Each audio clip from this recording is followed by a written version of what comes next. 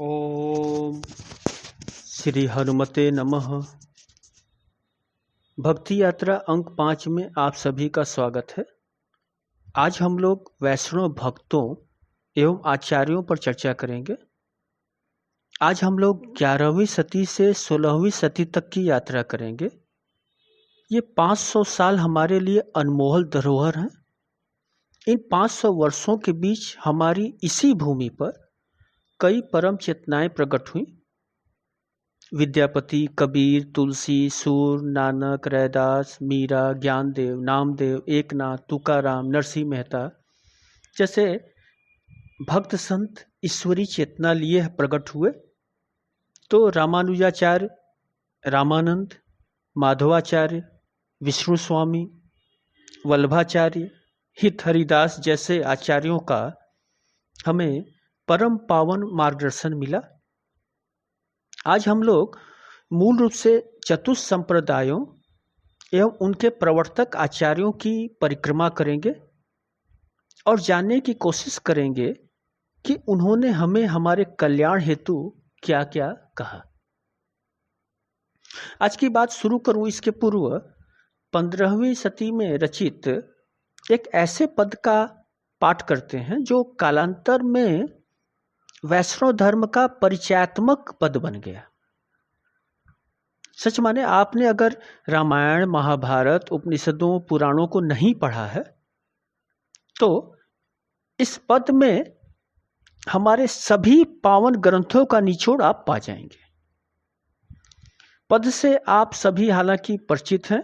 स्वयं हमारे राष्ट्रपिता महात्मा गांधी का यह प्रिय पद था जिसका नित्य पाठ अपनी प्रार्थनाओं में किया करते थे। वैष्णव जन तो तेने कहिए, जे पीड़ पराई जानी रे, पर दुखे उपकार करे तो ये, मन अभिमान न आड़े रे, सकल लोक मां सहुने वंदे, निंदा न करे केनी रे, वाच काछ मन निश्चल राखे, धन धन जननी तेनी रे, समदृष्टि ने तृष्णा त्यागी, पर स्त्री जेने मात रे, जिह्वा थकी असत्य न बोले, पर धन नव झाले हाथ रे, मोह माया व्यापे नहीं जेने, दृढ़ वैराग्य जेना मनमा रे, राम नाम सु ताली रे लागी, सकल तीरथ तेना मनमा रे, वर्ण लोभी ने कपट रहित छे, काम क्रोध निर्वाया रे, भड़े नरसैयो तेनु दर्शन करता, कुल एको तेर तारिया रे। महान भक्त कवि, महान संत नरसिंह मेहता का यह पद है। ऐसी मान्यता है कि भगवान श्री कृष्ण ने इन्हें दर्शन दिया था। तो इस पद का अर्थ बड़ा सरल है। सच्चा वैष्णव उसे कहो। बड़ी अद्भुत बात इन्होंने कही कि सच्चा वैष्णव उसे कहो जो दूसरों की पीड़ा समझता हो, जो अभिमान रहित उपकार करता हो, जो सभी का सम्मान करता हो, किसी की निंदा नहीं करता हो, जो निश्चल हो, जिसके पास समदृष्टि हो, सांसारिक तृष्णा से रहित हो, पर स्त्री को माता मानता हो, सत्यवादी हो, दूसरे के धन की इच्छा नहीं रखता हो, जो मोह माया से दूर हो, मन से दृढ़ वैरागी हो, जो सदा राम नाम का जाप करता हो, जिसने काम क्रोध लोभ पर विजय प्राप्त कर ली हो। तो नरसिंह मेहता का कहना है कि ऐसे वैष्णवों के शरीर में सारे तीर्थ विद्यमान रहते हैं। बड़ी बात है। ऐसे वैष्णवों के दर्शन मात्र से नरसिंह भगत कह रहे हैं कि 71 पीढ़ियां तर जाती हैं। अब सचमुच में इन गुणों को वहन करने वाला चलता फिरता तीर्थ ही माना जाएगा। आखिर हम तीर्थों में शुद्ध और सिद्ध होने जाते हैं। तो नरसिंह बाबा का यह कथन सच है कि वह चलता फिरता तीर्थ है, उसके शरीर में सारे तीर्थ विद्यमान हैं। फिर उन्होंने कहा कि 71 पीढ़ियां तर जाती हैं। तो अब मान लीजिए कि पहले 20-25 साल में एक नई पीढ़ी आ जाती थी, आजकल 30 वर्ष। तो इस हिसाब से देखें तो हम लोग 30 या 35 पीढ़ी के लोग हुए, 35वीं पीढ़ी के लोग हुए, और आज भी इस पद को पढ़ रहे हैं और पावन हो रहे हैं, तर ही रहे हैं। खैर, तो हम लोग मूल यात्रा की ओर लौटते हैं।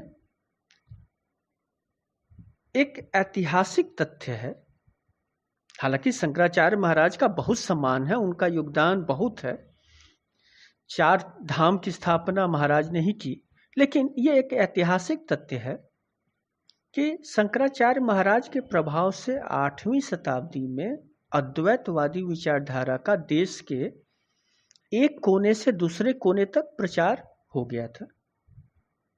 अब अद्वैत का मतलब होता है कोई भेद न होना, यानी कि अहम ब्रह्मास्मि। अब मैं भी ब्रह्म, तुम भी ब्रह्म, सभी ब्रह्म। तो फिर कौन किसकी पूजा करे, किसकी वंदना करे? याद रखिए, भक्ति के लिए 2 का होना अति आवश्यक है। यह सिद्धांत तो मूल रूप से ज्ञानवानों के लिए था, अद्वैत सिद्धांत। तो साधारण समाज ने तो यही समझा कि कोई भेद नहीं है ईश्वरी। अब देखिए, समस्या यहां खड़ी हुई कि ईश्वरी चेतना ग्रहण करने की जगह ईश्वर को ही साधारण इंसान बनाने में, बताने में जुट गया। और वैष्णव भक्ति, जो कि मूल रूप से सगुणोपासक थी, का परंपरागत रूप से ह्रास होने लगा। निर्गुण ब्रह्म की ओर साधना बढ़ने लगी, भक्ति का क्षेत्र धूमिल हुआ। लीला अवतारी भगवान श्री कृष्ण के स्थान पर जीव और ब्रह्म का अद्वैत स्वीकार करके सर्व खल विदम ब्रह्म नेह नास्ति की किंचनम का उद्घोष होने लगा। यह एक चेतावनी थी जिसे तत्कालीन समाज के ज्ञानी जनों ने नहीं समझा, और उसके बाद जो पतन शुरू हुआ, अद्वैत कहकर अपने समाज से अपने समाज से भक्ति तो छीन ली, एवं ज्ञान मार्ग पर समाज फिर चला नहीं। तो शुरू हुआ एक जादू, टोना, तंत्र, ओझा, चमत्कार का सिलसिला। सभी वैरागी होने के लिए दौड़ पड़े, क्योंकि वहां उन्हें भोग की छूट थी। और आज हम जब भी कभी कुछ बाबाओं के कुकृतियों को देखते हैं, पढ़ते हैं, सुनते हैं, तो अब देखें कि मूल में चमत्कारी होने की भावना ही तो होती है जिसका वे शोषण करते हैं। तो 8वीं सदी से 11वीं सदी तक गृहस्थ भक्तों की अपेक्षा विरक्त साधुओं की संख्या बढ़ी थी। फिर हम लोग देखते हैं कि इसी कालखंड में बौद्ध धर्म भी विकृत होकर वज्रयान संप्रदाय के रूप में उत्तर, पश्चिम और पूर्वी भाग में फैल गया था। बौद्ध मतावलंबियों की उस समय देश में एक अच्छी खासी जनसंख्या थी। उनके 84 सिद्ध भी उसी काल में हुए, यानी कि 8वीं से 11वीं के बीच में, और जिनका मुख्य केंद्र नालंदा, विक्रमशिला और पश्चिम में तक्षशिला था। ये अपनी सिद्धियों एवं तांत्रिक क्रिया के लिए प्रसिद्ध थे। तो चाहे वो हिंदू समाज हो या बौद्धों का समाज हो, तंत्र चमत्कार के चलते एक समाज में काफी व्यभिचार फैला। देवताओं की नग्न एवं अश्लील मूर्तियां बनने लगी, शक्ति पूजा के नाम पर अमर्यादित आचरण होने लगे। सनातन धर्म की एक शाखा हालांकि बाद में नाथ संप्रदाय के रूप में उभरी, जिसमें बड़े महान शिष्य हुए, आदिनाथ, मत्स्येंद्रनाथ, गोरखनाथ, गैवीनाथ, निमित्रीनाथ, ज्ञानेश्वर इत्यादि। तो और उनका जो मार्ग था हठ योग साधना का था। लेकिन फिर भी बाद में हम लोग देखते हैं कि नाथ संप्रदाय भी सिद्धियों एवं अव्यक्त गोचर की खोज में ही लगा रहा, चमत्कार में ही रहा। तो कुल मिलाकर भक्ति की जो शानदार परंपरा हमारे ऋषियों और महर्षियों ने शुरू की, उस पर एक ग्रहण सा लग गया। वेद शास्त्रों का खंडन, मंदिरों की अपेक्षा तीर्थाटन की निष्फलता और चमत्कारों पर जोर ने उस समय कुछ ऐसे पदों की रचना की कि जिससे जनमानस की भावना आज आहत होती है। जैसे गंगा के नहाए कहो को नर तरीगे, मछली न तरी जाको पानी में घर हो। तो इस पृष्ठभूमि में जब हम आचार्य युग देखते हैं तो एक सुकून मिलता है। चतुर्थ संप्रदाय की स्थापना 11वीं से 13वीं सदी के बीच में हुई। 4 आचार्यों ने 4 संप्रदायों की स्थापना करी कि श्री रामानुजाचार्य का श्री संप्रदाय, जिन्होंने विशिष्टाद्वैतवाद सिद्धांत स्थापित किया। श्री माधवाचार्य का ब्रह्म संप्रदाय, जिन्होंने द्वैतावाद मत स्थापित किया। श्री विष्णु स्वामी का रुद्र संप्रदाय, जिन्होंने विशुद्धाद्वैतवाद का मत दिया। और श्री निम्बार्काचार्य का सनकादिक संप्रदाय, जिन्होंने द्वैतवाद नाम से अपना सिद्धांत स्थापित किया। तो इन चारों संप्रदायों का एक विस्तृत इतिहास है, दर्शन है, साधना पद्धति है और अनुयायियों की एक विशाल परंपरा है जो आज भी है। प्रसिद्ध भक्त नाभा ने इन चारों आचार्यों की महिमा अपने भक्तमाल में गाई कि श्री रामानुज उदार सुधा निधि अवनी कल्पतरु, विष्णु स्वामी बौहित सिंधु सागर पार करु, माधवाचार्य मेघ भक्ति सर असर भरिया, निम्बादित्य आदित्य कुहर अज्ञान जो हरिया। अब नाभा जी ने 17वीं शताब्दी में ये रचना की थी, भक्तमाल उनकी रचना है। और आप देखिए कि 500 वर्ष बाद भी समाज में कितनी इज्जत थी इन आचार्यों की। तो इन चारों वैष्णव संप्रदायों के बाद भी अनेक वैष्णव संप्रदाय और उनकी शाखाएं जन्मी, लेकिन बाद में सभी वैष्णव संप्रदायों का मूल इन्हीं 4 संप्रदाय में से किसी न किसी में अंतर्निहित समझा गया। जैसे रामानंदी संप्रदाय, चैतन्य संप्रदाय, वल्लभाचार्य का पुष्टि मार्ग संप्रदाय, सखी संप्रदाय, सहजिया वैष्णव संप्रदाय इत्यादि। अब एक उदाहरण दूं तो थोड़ी स्थिति स्पष्ट होगी। इस्कॉन को लीजिए। यह संप्रदाय पूरे विश्व में फैला है, लाखों अनुयायी हैं। संप्रदाय का षोडश मंत्र हम सभी जानते हैं, हरे कृष्ण कृष्ण कृष्ण हरे हरे, हरे राम राम राम हरे हरे। और इस पंथ में दीक्षित होने के लिए दिन में 16 माला जप का करना अनिवार्य है। तो यह संप्रदाय चैतन्य संप्रदाय से जुड़ा है, जिसे गौड़ीय संप्रदाय भी कहते हैं। और इनका धाम है मायापुर। लेकिन स्वयं चैतन्य संप्रदाय माधव संप्रदाय का जो माधवाचार्य का जो ब्रह्म संप्रदाय था, उसका एक अंग है। तो यानी कि चतुर्थ संप्रदाय में ही सबको बांध दिया गया। खैर, हमारी भक्ति नवधा भक्ति को जानने के निमित्त है, अतः विस्तार से न जाकर इन चारों संप्रदायों का एक छोटा एक संक्षिप्त परिचय हम लोग ले लेते हैं।